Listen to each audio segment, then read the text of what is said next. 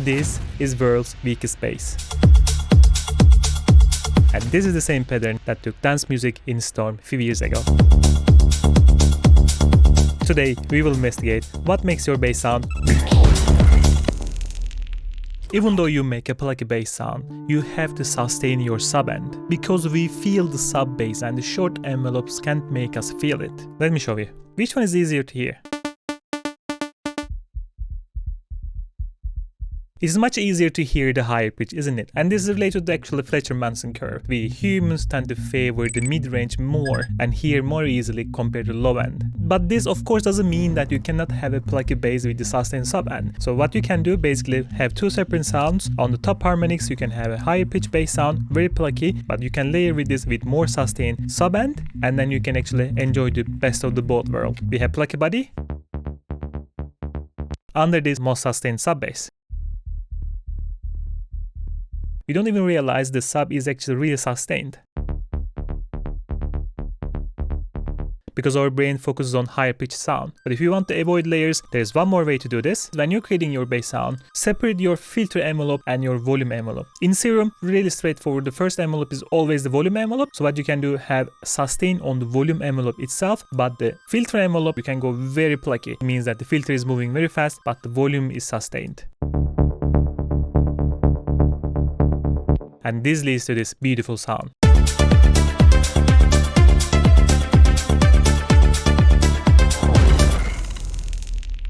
This one is another big one, and it's about creating really weak timbre. Take a listen to this.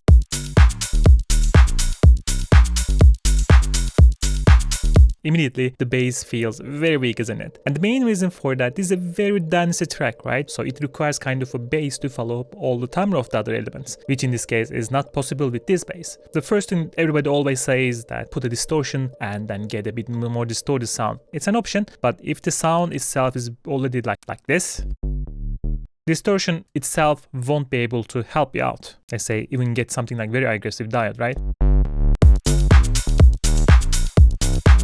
It's not really the right timbre. Hence, when you're enriching your timbre, it's really nice to think about different layers. So in this case, this smooth bass sound can use very much more aggressive body, right? And when I think about aggressive body, I always think about somehow FM bass sounds. By the way, the patterns is this one if you want to take a look. In this case, I'm using the first oscillator to modulate the second oscillator. Sounds like this. And I have a snappy envelope on top to make the sound a bit more like plucky. And you can evidently see this sound would probably fit really nicely with that darker, deeper bass sound, sub-bass sound, right? Without, with, because we already sub-bass, just to make sure that we don't have all this sub information here. Let's take a look one more time with the track. Immediately much better timbre, but still it feels like there could be some more deep house-ish timbre on top of this to make everything sits even perfectly. So here we have one more layer. It's just a serum patch. I made it on the go. It's this square wavish plasticky sound. And if you take a look at here, we have 1, 2, 3, 4, 5, 6 peaks. This creates this kind of extra harmonics in the sound. Let me help you with this. Can you hear that? This is where the deep house feel comes from. Together. And this one is much higher on the frequency response, fitting perfectly to those two we just shown. Together now they sound like this.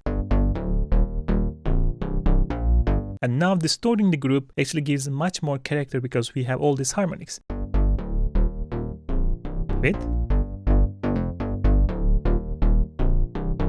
Gluing everything all together. And now how much difference the timbre of the bass can make to the track.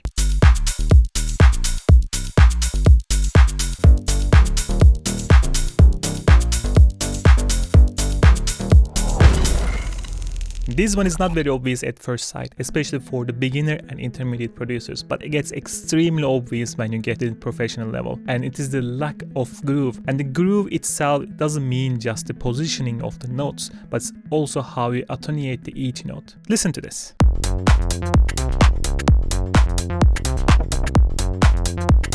when you think about the groove, the first thing you should think about how you can actually pronounce each note so you can give a bit more emotion. First, the placement of the notes are slightly off, and it's not really randomly in this case. I want to see this locking feel when we go up here. Hence, I'm slightly delaying some of the notes here, so it's like to kind of feel like it's almost late to the next bar. On top of that, you will also realize that I am actually playing with the velocities. In Serum, if you click this one, the higher the note, the more open the cutoff will be. But I don't like using it for the bass sound because it opens a bit too much. But what you can do instead, take the velocity here and start assigning in the different parameters. The first one, for example, the cutoff. Take a listen to the difference with and without cutoff reacting to velocity.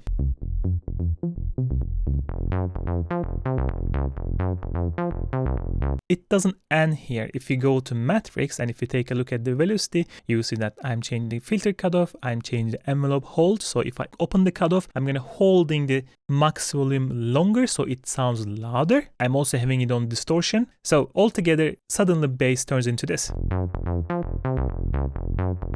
So let's A-B and then you can hear how much difference it makes. And if you just layer up this one with another smooth bass, see how much difference we suddenly make to the track.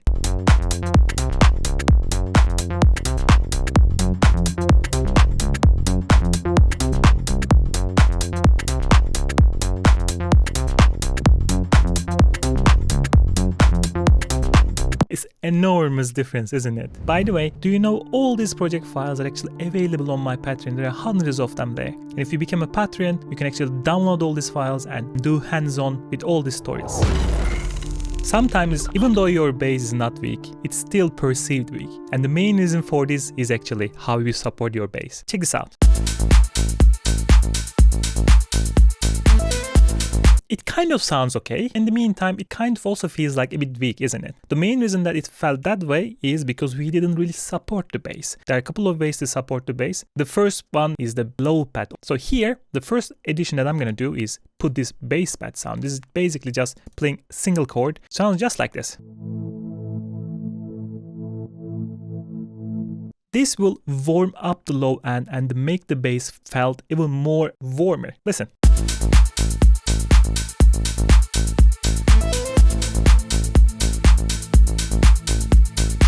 And then there are a couple of other ways that we can make this even more playful. In this case, I have this tom sound. Super basic. It's the same tom sound, pitched higher, pitched lower. And this just plays around the bass sound. Take a listen. It's often good habit actually you sidechain your bass also to your tom sound. Here we see that it's sidechain the kick. What we're gonna do, duplicate it, and this time we're gonna take it from the tom sound. And this turns this track into this. And now one final trick, you don't need to do this all the time, but let's say we want to give a bit more aggressiveness. In this case, I just added a growl bass, growl sound. Very simple again, sounds like this. This is coming from a Serum patch. And let's do an A-B with and without all these support elements.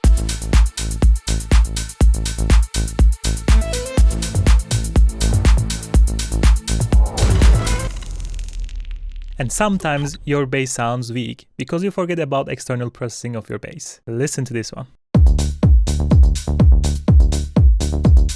It's a nice warm bass sound, but first thing I want a bit actual dirtiness. It feels like the original bass sound a bit too isolated, a bit too clean. So here I have the first return channel. The first one is this saturation plugin. I feel like this one has this modern nice sound.